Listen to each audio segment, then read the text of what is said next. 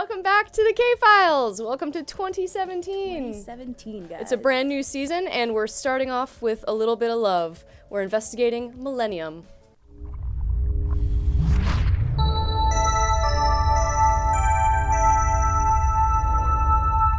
Welcome back to the lush basement office. It's a brand new season of the K-Files.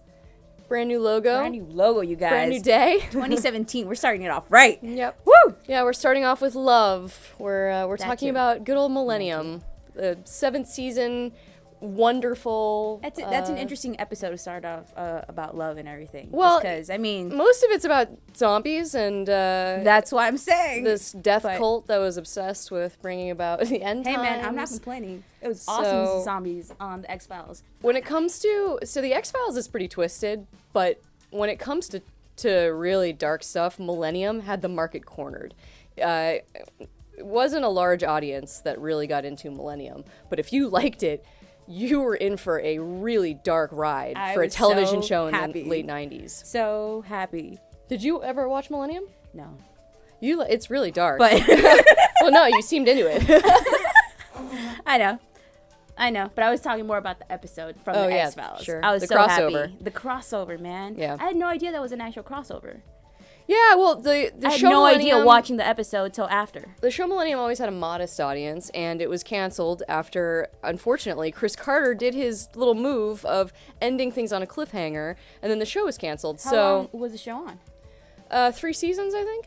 And canceled they were after? great. I loved it. My parents watched it. It was actually too scary for me. My parents watched it, and I would sometimes try to stay up with them and watch it, but it gave me nightmares. It was very scary. Hold on. It was a really dark Scarier than show. the X-Files? Much scarier than the X-Files. I find it hard to believe. No, the stuff was so twisted on that show. X-Files already set the bar up high for that time. The killers on that show were some really horrifying monsters. All right. Yeah, I know. The X-Files was more family-friendly. Really? Comparatively, yes. Okay, I can see that.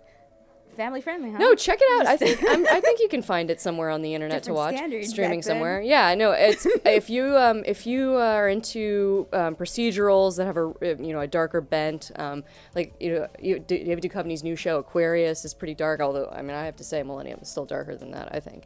Anyway, but that show ended on a cliffhanger.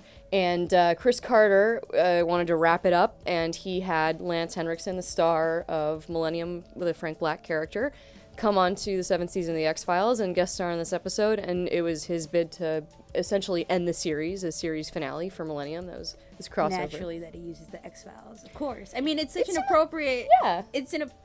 X-Files and zombies, of course, it makes sense. Makes I wouldn't good question sense. that. Like, would you? They've No. been kicking around an idea for a zombie episode for a while. There was a desire to do a homage to George Romero's Night of the Living Dead, which is a seminal zombie film.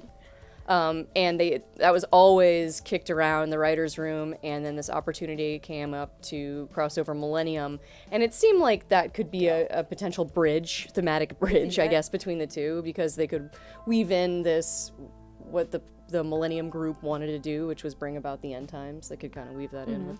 And with the Millennium, they wanted to talk about like the Y2K problem. Do you remember this? Oh, yeah, I know. I remember that. Yeah. So this Half is of us do right now. Everyone just did the same look to like, yeah. That was Frank Spotnitz really wanted to contribute that Y2K thing, because he apparently never bought into it. So, But yeah, so the bridge was the zombie episode, and there was always going to be a scene where Mulder shoots zombies in a basement. That was always going to happen from the writers. Again, another appropriate thing for the X-Files, something you won't question, like... Yeah, it's a pretty cool scene, too. It's pretty scary, I think. Yeah, no, that's what I'm saying. Like, the X-Files had a lot of things scary enough for its time. Yeah. I find it hard to believe that there was another show scarier than that. Maybe there was, but... There was. X-Files set the bar up high. It's interesting. If you watched Millennium, you kind of know that the way the things ended for Frank Black and his daughter Jordan, it doesn't make a ton of sense that he's in this psychiatric facility and all this stuff's going on. But you know what?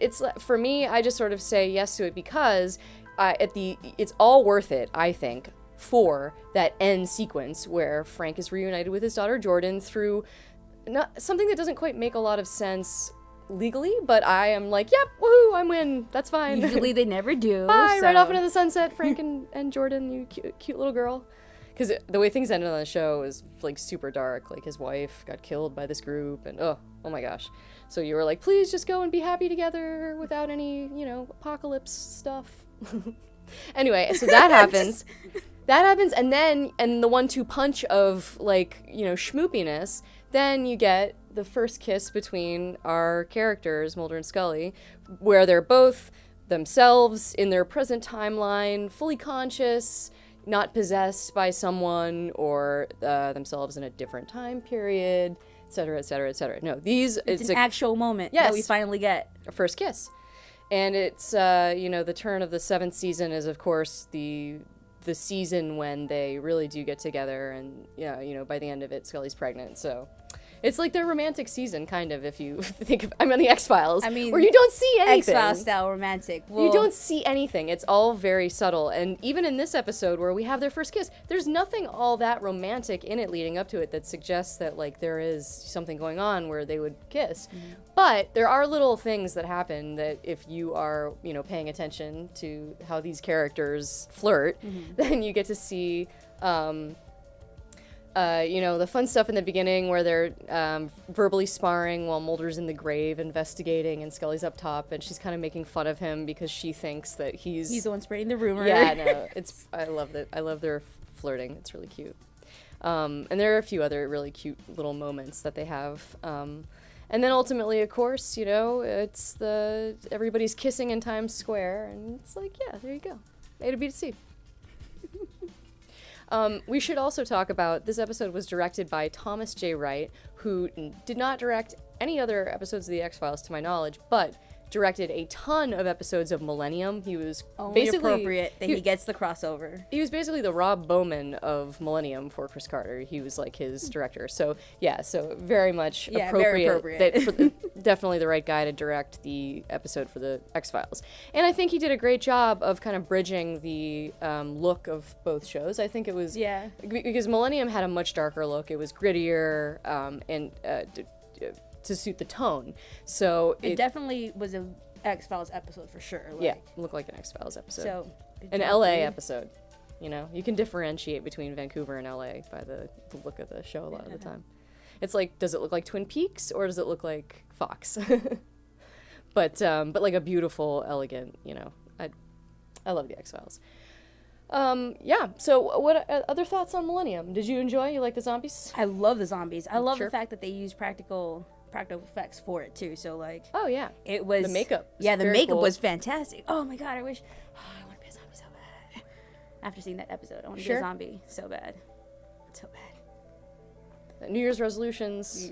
No, but X-Files style. No, but on a serious note, I really liked the episode. The zombies really played out. Like, you didn't even need much. Just three did like much damage. The critical response to this episode is pretty middling to negative. A lot of the complaints are that it's not really an epic enough conclusion for Millennium, while also trying to do something insane, such as subvert an apocalypse. Like it's not Buffy the Vampire Slayer. It definitely seemed different for the X-Files, but it also seemed appropriate.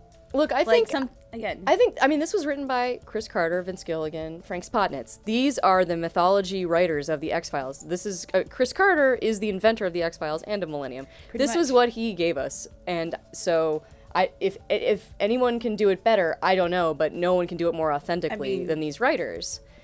So I just think you have to say yes to the story, yes to the dream of the show, and see what it is for the characters. And for me, I just like to imagine that somehow it's like, the world didn't end, so Mulder and Scully kiss. That's like ultimately the story. Hooray for love! 2017. 4th season of the K-Files.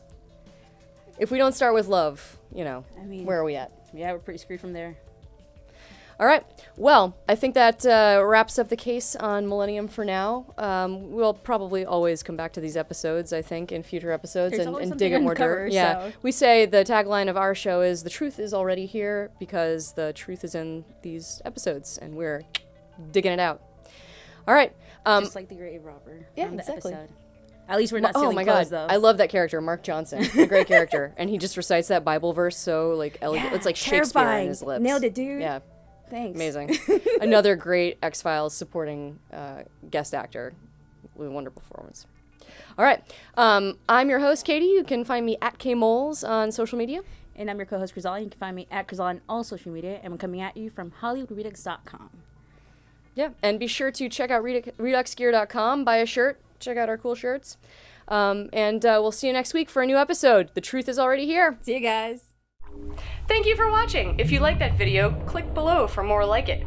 Over here, you can follow us on all the social medias, and over there, you can subscribe to us on this here YouTube channel. Visit our store and buy a shirt featuring the art of Chrysalia. Very cool. You'll like it. Bill and Ted, Wayne's World, all the classics. Check it out. Thanks for watching.